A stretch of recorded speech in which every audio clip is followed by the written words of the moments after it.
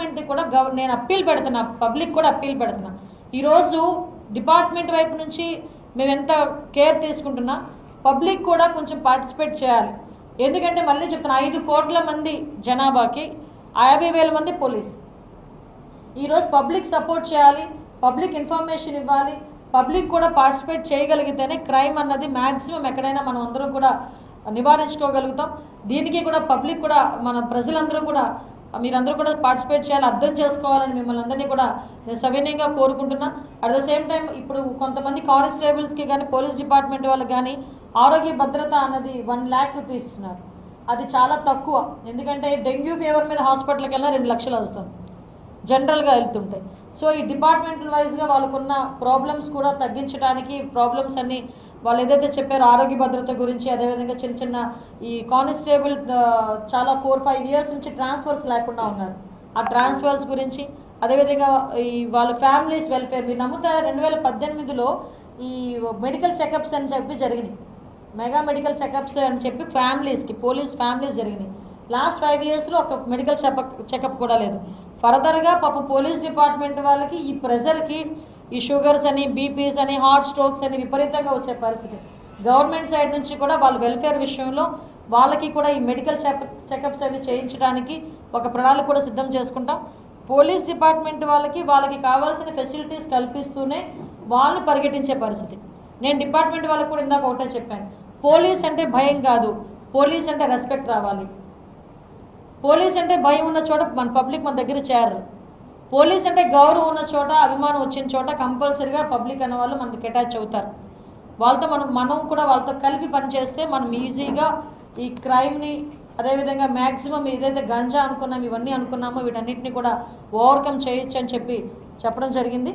ఈరోజు ఇంకా చాలా ఇష్యూస్ మీద మేమందరం కూడా మాట్లాడుకోవడం జరిగింది.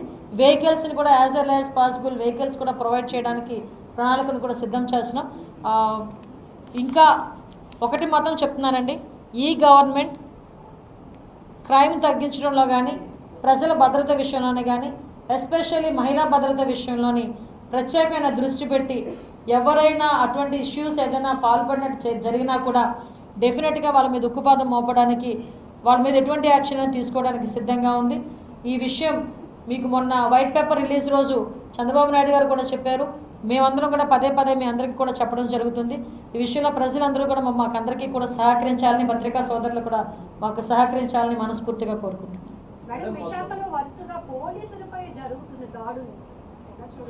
గంజాయి అమ్మా, నేను పర్టికులర్గా చెప్పాను కదా, గంజాయి మత్తులో నిన్న కూడా పాపం ఒక వైఫ్ అండ్ హస్బెండ్ ఇద్దరు గొడవ పడుతుంటే ఫోన్ చేశారు, వెళ్ళి వాళ్ళిద్దరిని విడిపించే కార్యక్రమంలో అవతల భర్త విపరీతంగా తాగేసి, ఆ తాగిన మత్తులో పోలీస్ అని కూడా తెలియట్లే. విషయం ఏంటంటే, ఎంత మత్తులో ఉన్నా పోలీస్ సైరన్ విన్నా, పోలీస్ డ్రెస్ చూసినా అలర్ట్ అవుతారు జనాలు.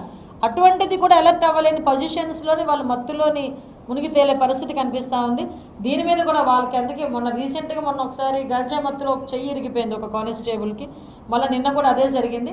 డెఫినెట్గా అటువంటిది జరగకుండా చూసుకునే బాధ్యత కూడా మేము తీసుకుంటాం.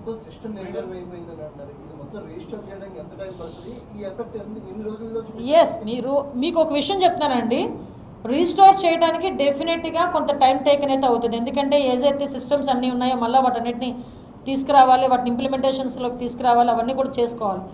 కానీ మా పోలీస్ డిపార్ట్మెంట్ వాళ్ళు మాత్రం చాలా అవేర్గా ఉన్నారు. ఎందుకంటే మీరు అబ్జర్వ్ చేయండి, ఇప్పుడు వరకు ఉన్న కేసెస్ ఏదైతే జరిగినాయో ప్రాంప్ట్గా కొన్ని కేసెస్ ఉన్నాయి. ఆ కేసు అన్నింటిలోని కూడా ఇమీడియట్గా 36 అవర్స్లోనూ 48 అవర్స్లో నిందితులు పట్టుకోవడం, వెంటనే వాళ్ళని రిమాండ్కి పంపించడం, నెక్స్ట్ ఫర్దర్గా అక్కడ జరగకుండా చూసుకోవడం, అక్కడ క్యాంప్స్ ఏర్పాటు చేసుకోవడం, బీట్స్ ఏర్పాటు చేసుకోవడం.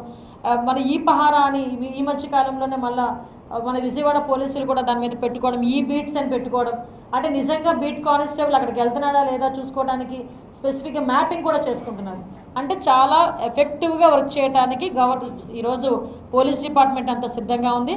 వీళ్ళకి కొంచెం యాడ్ ఆన్ ఏదైతే ఉన్నాయి, ఈ ఫింగర్ ప్రింట్ ఐడెంటిఫికేషన్ అనేవి, ఈ స్పాట్ ఐడెంటిఫికేషన్, డ్రగ్ ఐడెంటిఫికేషన్ అనేవి, ఇలాంటి టూల్స్ కనుక ఇస్తే వీళ్ళు ఇంకొంచెం ఎఫెక్టివ్గా పనిచేస్తారు.